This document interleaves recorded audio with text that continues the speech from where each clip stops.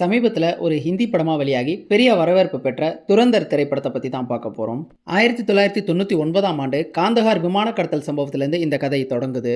இந்தியாவில் சிறைப்பட்டிருக்கக்கூடிய 3 முக்கிய பாகிஸ்தான் தீவிரவாதிகளை விடுவிக்க கோரி இந்த விமானம் அப்படிங்கிறது கடத்தப்பட்டிருக்கதா பாகிஸ்தான் தீவிரவாதிகள் இந்திய அரசாங்கத்துக்கிட்டையும் இந்திய புலனாய்வு அதிகாரியாக இருக்கக்கூடிய அஜய் சன்யால் கிட்டையும் தெரிவிக்கிறாங்க.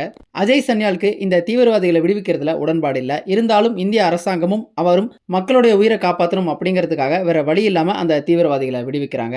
இந்த சம்பவம் அப்படிங்கிறது இதோட நிற்காம 2001 அடுத்தடுத்து பாராளுமன்ற தாக்குதல் இப்படின்னு வரிசையா பாகிஸ்தான் தீவிரவாதிகள் இந்தியாவின் மேல தாக்குதல்களை நடத்தின வண்ணமே இருக்கிறாங்க.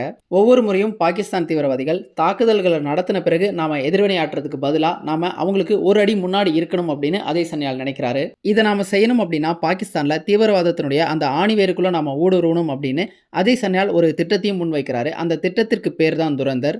இதன் பிறகு இந்த படத்தில் என்னென்ன சம்பவங்கள் நடந்தது, துரந்தர் அப்படிங்கிற அந்த திட்டம் என்ன, இதெல்லாம் தான் இந்த படத்தினுடைய மொத்த கதை.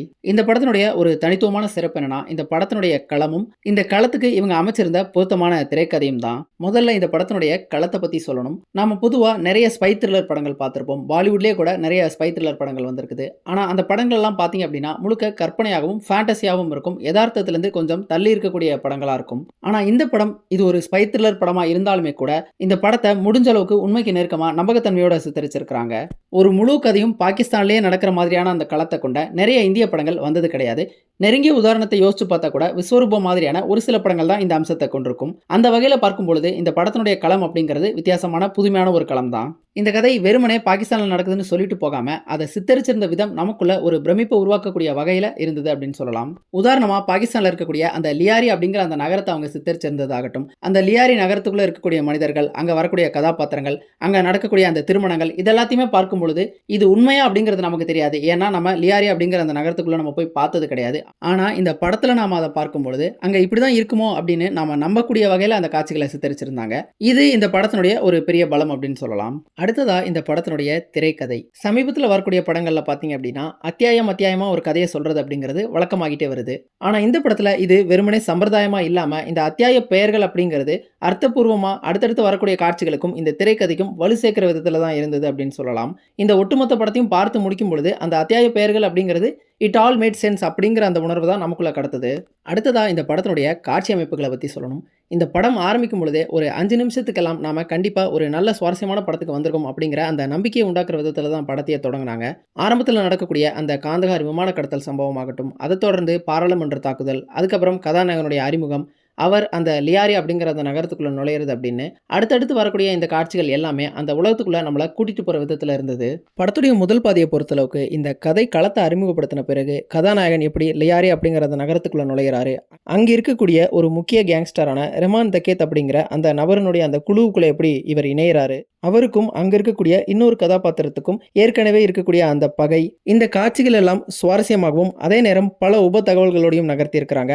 இந்த தகவல்களையும் அடுத்தடுத்து வரக்கூடிய அந்த கதாபாத்திரங்களையும் அந்த கதாபாத்திரங்கள் யார் யார் அப்படிங்கிறதையும் நாம தொடர்ந்து ஞாபகத்தில் நிறுத்திட்டே இருக்கிற விதத்துல இந்த படத்தை நகர்த்தியிருந்தாங்க.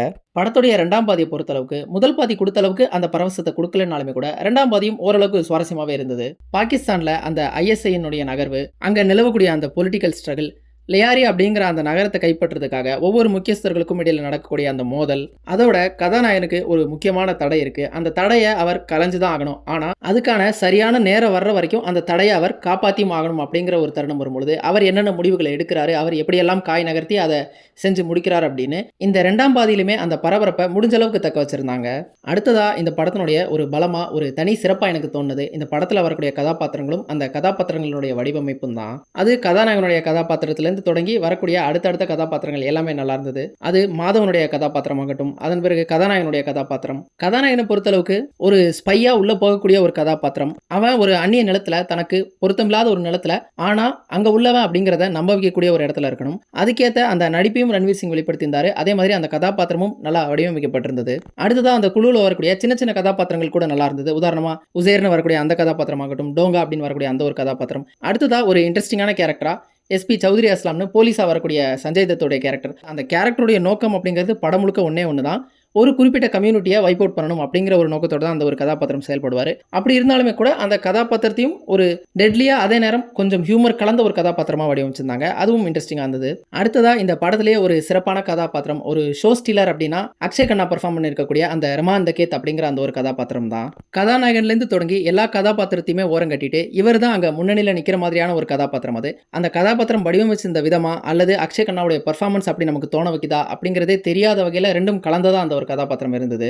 அடுத்தது கண்டிப்பா இந்த படத்தினுடைய இசையை பற்றி சொல்லியே ஆகணும். இவங்க பயன்படுத்தியிருக்கக்கூடிய பழைய ரீமிக்ஸ் பாடல்களாகட்டும், இந்த படத்துக்குனே இசையமைச்சிருக்கக்கூடிய புது பாடல்கள் இப்படின்னு அனைத்து பாடல்களுமே சிறப்பாக இருந்தது. பின்னணி இசையும் நல்லாவே இருந்தது. சரி, இந்த படத்தில் குறைகளே இல்லையா அப்படின்னு கேட்டால், ஒரு சுவாரஸ்ய சினிமாவா இந்த படத்தை பார்க்கும் பொழுது இதில் பெரிய குறை அப்படின்னு எனக்கு எதுவுமே தோணல. ஒவ்வொருடைய ரசனை சார்ந்து அது மாறுபடலாம். ஒரு சிலருக்கு இந்த படம் இந்த அளவுக்கு பிடிக்காம கூட போகலாம். ஆனால் அதை தாண்டி இந்த படத்தில் பேசக்கூடிய வேற சில விஷயங்கள் இருக்குது. அதில் முதலாவதா என்ன அப்படின்னா இந்த படத்தினுடைய நோக்கம் தான். இந்த ஒட்டுமொத்த படத்தையும் பார்த்து முடிக்கும் பொழுது இந்த படத்தின் வாயிலா இவங்க என்ன சொல்ல வராங்க அப்படின்னு யோசிக்கும் பொழுது கண்டிப்பா இது வந்து ஒரு புரொபகண்டா படமா தான் நமக்கு தோணுது. பாகிஸ்தான்ல இருக்கக்கூடிய தீவிரவாதிகளா சித்தரிச்சா அந்த படம் புரொபகண்டா படம் ஆயிடுமா அப்படின்னு கேட்டா கண்டிப்பா அப்படிலாம் கிடையாது. அவங்கள அப்படியே காமிக்கிறதுல எந்தவித பிரச்சனையும் கிடையாது. ஆனா இந்த படத்துல தென்படக்கூடிய வேற சில அம்சங்கள் இந்த படத்தை ஒரு புரொபகண்டா படமா நமக்கு தோண வைக்குது. படம் ஆரம்பத்துல 1999 நடக்குது. அந்த தருணத்துல காந்தஹார் விமானம் கடத்தப்பட்டிருக்கக்கூடிய நேரத்துல வெளியுறவுத்துறை அமைச்சர் என்ன சொல்றாரு அப்படின்னா, அந்த மக்களை மீட்கிறதுக்காக நாம தீவிரவாதிகளை தியாகம் செஞ்சுதான் ஆகணும், அவங்கள கொடுத்துதான் ஆகணும் அப்படிங்கிற மாதிரி சொல்றாரு. இது உண்மை சம்பவமாக கூடவே இருக்கலாம். அந்த காலகட்டத்தில் இருக்கக்கூடிய பிரைம் மினிஸ்டர் நல்லவராகவே கூட இருக்கலாம். அதுல எந்த மாற்று கருத்தும் கிடையாது. ஆனா இந்த மாதிரி எப்பவெல்லாம் அரசாங்கம் நல்லதா இருக்குதோ அப்பெல்லாம் இவங்களுக்கு ஆதரவான அந்த கவர்மெண்ட் இருக்க மாதிரியும், எப்பெல்லாம் பிரச்சனைகள் நடக்குதோ அப்பெல்லாம் வேற பார்ட்டி இருக்கிற மாதிரியும் தான் இந்த படத்துல சித்தரிச்சிருக்காங்க. உதாரணமா இந்தியாவுடைய அந்த கரன்சி பிளேட்ஸ் பாகிஸ்தான் கைக்கு கிடைக்கிறதாகட்டும், அந்த டைம்ல பாத்தீங்க அப்படின்னா காங்கிரஸ் கவர்மெண்ட் இருக்க மாதிரி தான் இந்த படத்துல டைம்லைன் வருது. அதுல இருக்கக்கூடிய மினிஸ்டர் யாரோ ஊழல் செஞ்சுதான் இந்த ஒரு விஷயத்தை செஞ்சிருக்கிறதா இந்த படத்துல காண்பிக்கப்படுது. இதுவும் உண்மையா இருக்கலாம், அது பிரச்சனை கிடையாது. ஆனா இப்ப இருக்கக்கூடிய அரசாங்கத்துல எந்த பிரச்சனைகளுமே இல்லையா, இந்த மாதிரியான தீவிரவாத தாக்குதல்கள் இப்ப இருக்கக்கூடிய அரசாங்கத்துல நடக்கவே இல்லையான்னு கேட்டா அதன் பிறகு பல தீவிரவாத தாக்குதல்கள் இங்க நடத்தப்பட்டிருக்குது. ஆனா அதை பத்திலாம் இந்த படத்துல மேலோட்டமா கூட பேசல. சரி, இந்த படத்தினுடைய காலகட்டமே 2009, அந்த சமயத்துல இந்த படம் முடிஞ்சிருது, அதனால அதெல்லாம் பேசல அப்படின்னு கூட வச்சுக்கலாம். துரந்தர் பார்ட் 2ல இதெல்லாம் வரலாம் அப்படின்னு கூட வச்சுக்கலாம். ஆனா இந்த படத்துல உத்தரப்பிரதேஷ் பத்தின ஒரு சின்ன சித்திரம் ஒன்று சொல்லப்படும். அதாவது உத்தரப்பிரதேஷ்ல ஒரு பெரிய மாஃபியா ஒன்று இருக்கிறதாகவும் அதை ஊடுருவுறது அப்படிங்கிறது பாகிஸ்தான் தீவிரவாத கும்பல்களுக்குள்ள போறதை விடவும் சிரமம் அப்படிங்கிற மாதிரி சொல்லப்படும். அப்போ இன்னொரு கதாபாத்திரம் என்ன சொல்லும் அப்படின்னா, ஒரு காலகட்டத்தில் யூபியில் ஒரு நல்ல தலைவர் வருவார், அவர் வந்தா இங்கே எல்லாமே மாறிடும், தேனாரும் பாலாரும் ஓட ஆரம்பிச்சிடும் அப்படிங்கிற மாதிரியான வசனங்கள்லாம் வரும். இது வந்து இன்னைக்கு யூபியில் முதல்வராக இருக்கக்கூடியவரை மையமாக வச்சு சொன்ன மாதிரி தான் எனக்கு தோணுச்சு. ஆனால் யூபியில் இன்னைக்கு அவர் ஆட்சிக்கு வந்தது பிறகு என்னென்ன பிரச்சனைகள் நடந்திருக்கு, அங்கே கம்யூனிட்டிஸ்குள்ள என்னென்ன டென்ஷன் இருக்கு அப்படிங்கிறது நாம அன்றாடத்தில் பார்க்கக்கூடிய ஒன்று தான். இந்த மாதிரி ஒரு சில ப்ரோ கவர்மெண்ட் விஷயங்களும் இந்த படத்தில் தென்பட தான் செஞ்சுது. அதெல்லாம் இல்லாமலே இந்த படம் சுவாரஸ்யமாக இருந்திருக்கும். ஆனாலும் இவங்க வலிந்து அந்த காட்சிகளை வைக்கப்பட்ட மாதிரி தான் இருந்தது. மொத்தத்தில் இந்த படம் முன்னாடியே சொன்ன மாதிரி ஒரு முழுநில சுவாரஸ்ய சினிமா தான். அதில் மாற்று கருத்தில் விருப்பம் இருக்கிறவங்க ட்ரை பண்ணி பாருங்கள். உங்களுக்கு இதில் வேறு ஏதாவது மாற்று கருத்து இருந்தாலும் கமெண்ட்ஸில் சொல்லுங்கள். Thank you all.